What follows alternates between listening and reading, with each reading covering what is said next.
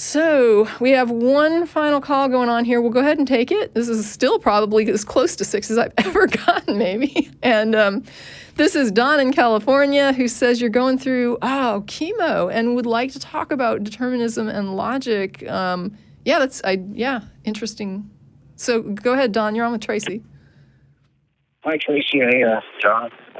Hey, thanks for taking my call. I'm a fan of the show now for maybe 3-4 years. Going through some a rough time. I've been fighting cancer for 7 years, and we're getting kind of thin on the options. I've gone through one stem cell transplant already. It's non-effective, so we're looking to do a second stem cell transplant, this time with a donor.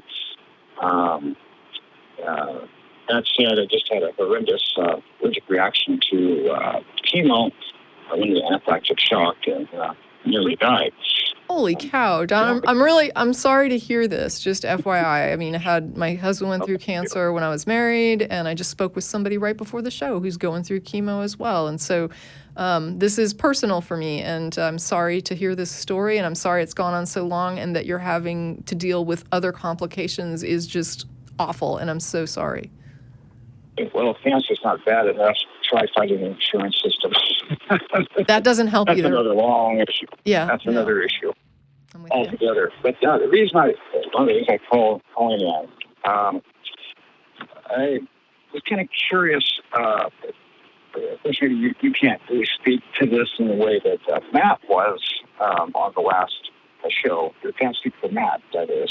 Right. But they were talking about determinism and not having free will, that all the molecules have been set in a certain motion since the Big Bang, is kind of what I gathered from it. And this is going to determine your set of circumstances, which I can kind of understand. And it will set you into a course, apparently, that you really can't change much. And I thought that to be really kind of a curious position. As far as I'm concerned, I can decide to turn left, turn right, go to college, assuming you have the funds to do so, and so forth. So I'm confused. What do they mean that we really don't have free will? Okay, so this gets into an issue where, so first of all, I agree with you that we are agents. I have agency, right? Like, I have desires. I weigh options. I know that internally in my head there are dialogues about what I should do, and that I spend time thinking about decisions before I make them. The question becomes, is that agency ultimately malleable, right? So I do have, in the sense of, is anybody impeding my will, right? Like, so there's free will in the sense of, I am not locked in this studio. So if I want to, I could just hang up this phone right now and I can walk out of the studio, get in my car and go home, right? I mean, there's nothing stopping me. No one's chained me to this table. So under certain, no other agent is compelling me to do anything right now that I am like forced to do. So what I'm doing, having this conversation with you, sitting at this table, is done of my free will. Right? That is, my agency has agreed to this, I have consented to this, and I am doing this. This is really the free will that matters, right? It's not about, could I do something different? I really don't care if I could do something different. This is what I want to do, this is what I've committed to do, this is what I'm doing. And my agency, regardless of whether I can change it or not, and regardless of what inputs go into making me have the desires that I have, they're still my desires. And I'm still pursuing them in the way that I want to pursue them. And in that regard, I am free. Nobody's stopping me, right? No one's coming in here, locking me in a jail cell, beating me, like forcing me to eat something. No one's forcing me to take a drink of water right now. Right. I'm doing it because I want to. The question of why I want to, do I want to because this was determined at the outset of the universe? Or do I want to because I actually could do something different? I really don't give a shit. Right? It doesn't matter. Right. The point is, I'm doing what I want to do, or I'm not doing what I want to do when another agent comes in and imposes on me, which totally can happen. And that's the dialogue that matters. Now, there are some people who want to sit around and think like, could I have not had that drink of water? I don't care. I mean, those people need to go and sit at a table at dinner or happy hour or whatever and have that conversation for 6 hours. Good luck and have fun. It doesn't matter to me. Of course. Right. But that's what they're talking about. Those are the two divergent views and what those two people those two groups are talking about. So one of them is talking about whether or not you could actually alter the future. The other one is saying, are you pursuing what you want, or is another agent coercing you to do something differently? To me, that's the part that matters. I don't care why I want to do it. I just want to do it. And I either can or I can't. Right. From my position, we all have agency, and to the extent that our environment that we find ourselves in will allow, we have the ability to change the course of our future. Well, what they would be saying is that though you're not, they would say that your agency is certainly involved in what happens, but that you don't ultimately have options with your agency in the way that you think you do. I'm saying I don't know why that matters. But I'm with you there. But at the same time, it's like if somebody told me the things, the agency that you have and the desires that you have and the things that bring you joy in life were determined at the beginning of the universe, I'd be like, so? I still enjoy them. I still value them, right? It doesn't matter if it was determined at the beginning of the universe or if I just made it up just now. It's still what I want. That doesn't change. It's still what I value. Yeah. Yeah, it's late in my degree program, biological science major. I was a former law enforcement, lost my left eye in a domestic accident, took me out of the Marine Corps and out of law enforcement, and set me in a whole new direction, which, turned out to be just fine. I became a biologist, and I work for a research hospital at the University of Davis Medical Center and their core lab. And I thought I'd throw this out real quick, that as far as I understand, and maybe I don't know everything which you research or have researched, but we've never done much research in terms of spirituality. If religions are on the right track, that we possess a spirit that is bonded in some fashion to our bodies. This is the essence of life. Apparently, this escaped us there at the university. As far as I know, we've not done much research in that direction. Our research is focused on innovative, cancer research, a lot of different things. Research diet, dietary outcomes, and so forth. Sure. So, I would think if there's such a thing as a spirit, whatever that might consist of, you would think hospitals would be very excited about doing that research and finding ways to keep it in your body if that's what sustains life. Right. And as far as I know, we haven't done research of that nature. Anyway, that said, late in my college career, I took a course in logic, and the instructor kind of got hung up around this idea of a Punnett square in which if the premises are all true, then the conclusion must therefore be true. And I can think of a lot of instances in science where, yes, our premises were correct, but the conclusion we were reaching was not. So we kind of went around and around on that issue. But it'd been great. I wish I could have caught Steven Pinker when. Yeah, I've had that same conversation with people, right? So because we agree that a premise is true doesn't mean that we're right. All right, but I think the what you were talking about as far as the rule, it's assuming that you're right, that the premise is actually true.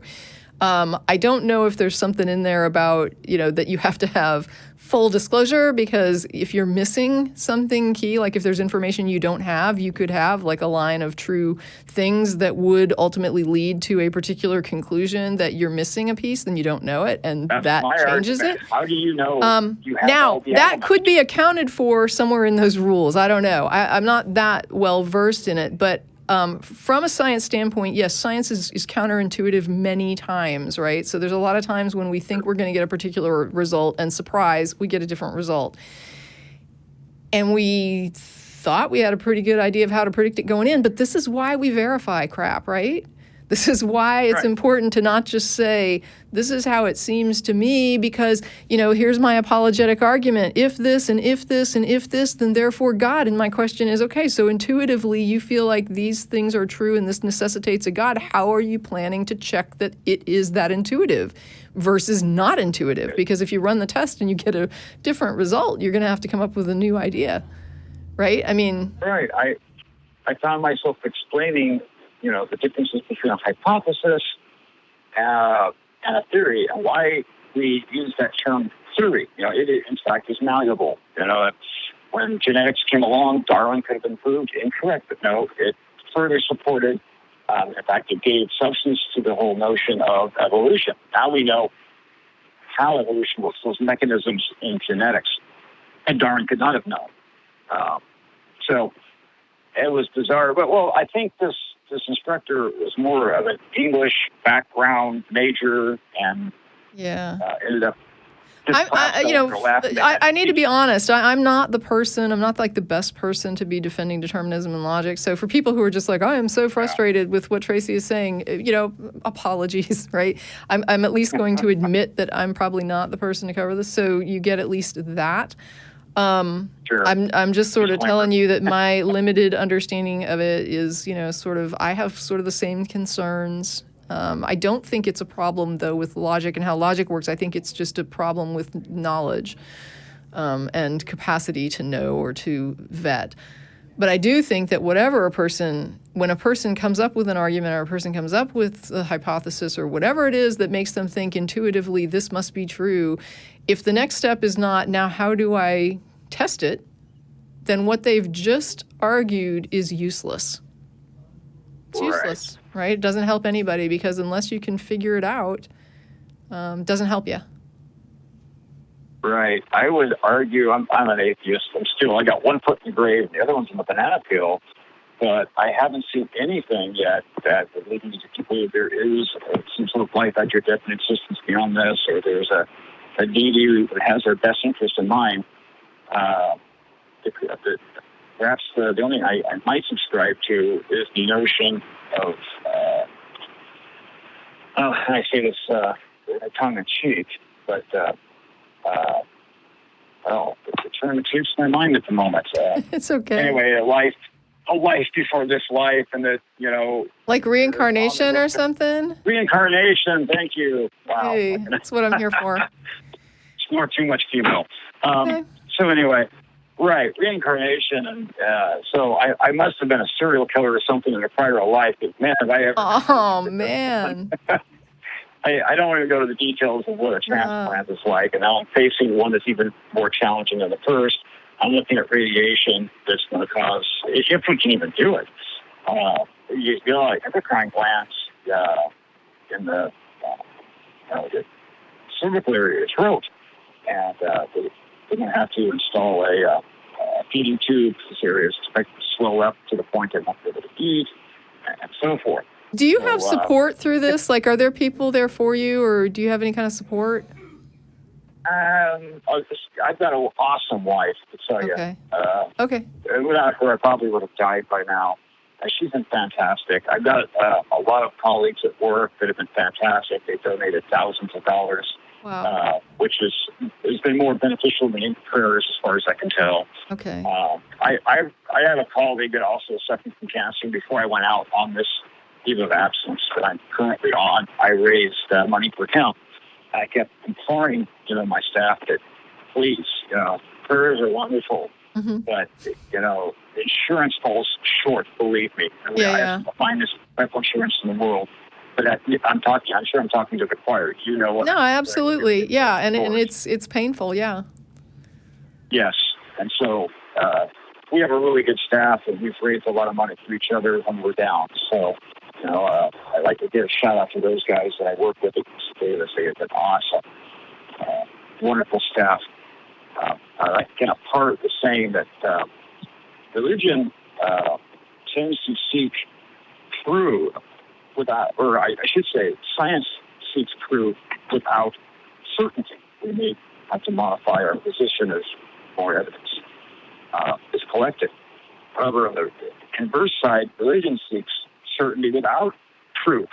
And, they're kind of borrowing every time science makes a new discovery, trying to make that fit into their religious dogma. And that, religion, I see it kind of like alcohol. It tends to cloud your mind. It can impair your judgment. And at times it can make us talk pretty funny. So. Yeah. But, I can maintain a sense of humor through this. I served in the Marines, and the one thing I'll take away from the Marines is that no matter how bad the situation gets, don't worry. It can get worse. And even if it does, you maintain a positive mindset. You'll make it. And even if I don't survive this, I'm hoping that we learn something through this process. They kept me alive for 7 years. This condition I've got would have killed you outright 25 years ago. Right. And so, I'm a guinea pig. And, that's okay. A lot of people died before me that has allowed me to live this far. Absolutely. For them, I'm thankful. I'm sorry that they suffered. I'm sorry that they didn't make it. Yeah. But it's allowed us to, give life or extend life when there would have been no hope. Yeah. In my own situation with my ex, he actually had the standard treatment protocols failed. And so we ended up in a research trial. And the person I spoke to before the show is also in a research trial. And I think there's a huge amount of value in doing those things. And like you said, I personally, and I'm not comparing this to cancer, but I have like a thyroid condition that basically what they told me is they had to irradiate my thyroid, right? Which is a little bit scary thing because then you can't survive anymore and you have to be on medication forever.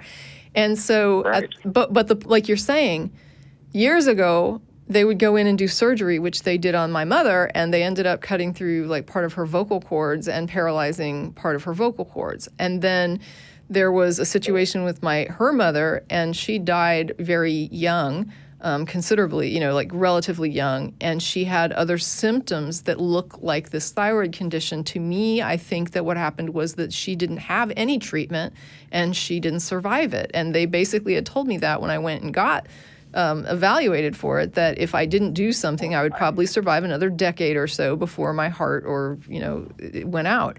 So the thyroid can so much.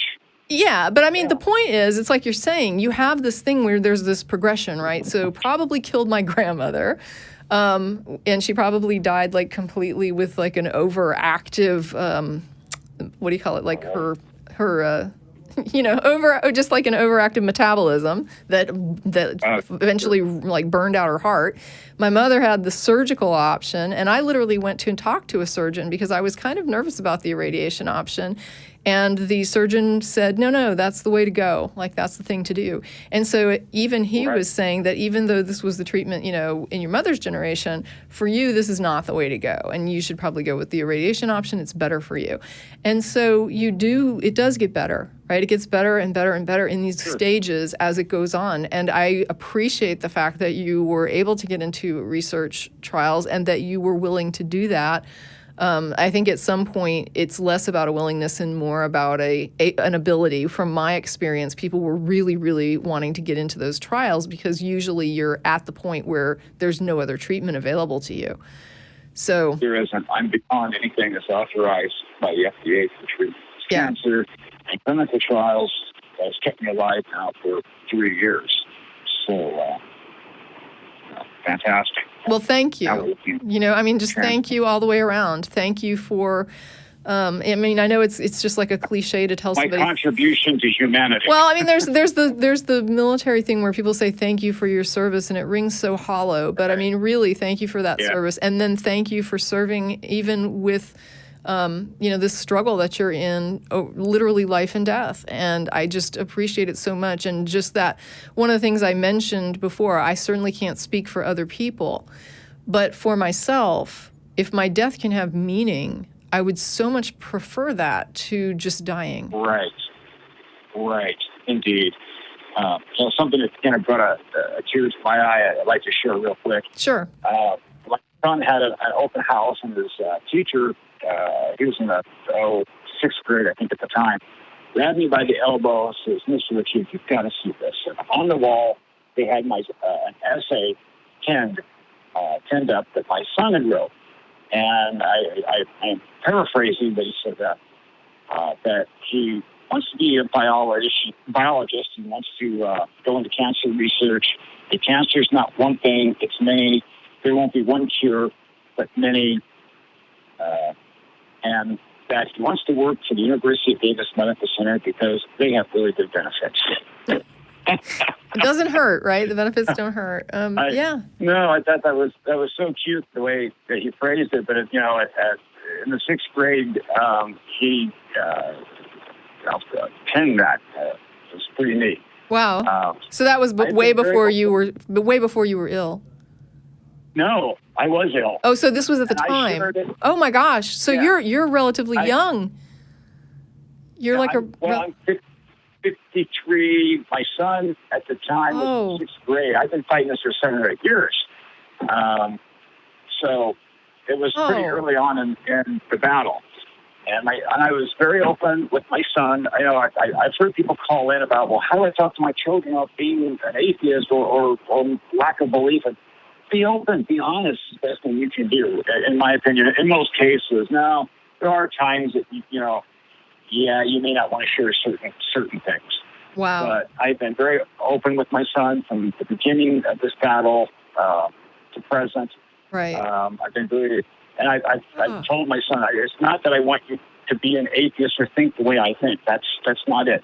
I want you to question everything you're told. That's how you get a Nobel Prize. Wow. So now I think you have a huge reason to be hanging on and fighting. Oh yes. He's given me that reason.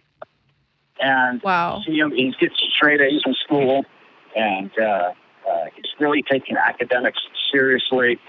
And like I said, I told him, don't believe everything I tell you or everything you're told. Question the world around you. That's what science is about. This is how we achieve a Nobel Prize. Maybe it makes more sense if you tip it upside down. Yeah. So, don't be afraid to examine things from a whole fresh perspective. All right. So, and he's doing pretty good with that. So I'm very proud of him. Well, good luck with everything. Seriously, I'm so glad that you called, and good luck with your boy. Good luck with the treatments. I'm sorry for the complications and the insurance stress. I'm glad that you have a good support network and people there to be around you and rally for you. And I hope for the best. I keep Mark Twain in mind. He wasn't troubled much before his birth, and he didn't feel he'd be troubled much after his death. I know. I'm hoping he's right. Well, that comes, if it goes, it comes to I hope you get to spend many more years with that boy. Well, I tell you, I hope to call you back when this is done. If we can do it, we're looking at having to radiate in and around the thyroid and heart, lungs. I have Hodgkin's lymphoma, so this stuff is everywhere. Okay. And then I'll be going into a transplant, this time with a donor, which makes it that much more complicated without going into the details. No, I understand. And so I'm going to be pretty incapacitated for at least a year. And thankfully, my employment is willing to keep my position open for my return. Okay. I really appreciate that. That's huge. That is huge. You shouldn't even have to be worrying about that right now. Honestly, we shouldn't. But, I see what's going on. I do too. I get politics. It terrifies me. We're the richest nation on earth, and we don't provide this simple health care. Western Europe's able to do it. They seem to be doing okay. My former wife was from Canada. My son was sick in Canada. We went into ER. I think I had to pay $5 for a prescription. That was it. Wonderful system. So, kudos to Canada. I think we have something to learn from our neighbors to the news. All right. Anyway, I hope all goes well with your condition. Oh yeah, I'm fine. Don't worry. I mean, it's pretty much what it is, and it's not going to change. Right. So, all right. Well, We're living through modern chemistry, right? Exactly. Thank you for your call. Awesome. All right, Don. Well, thank you for the work that you do. All right. All right. Thank you. Okay. Bye.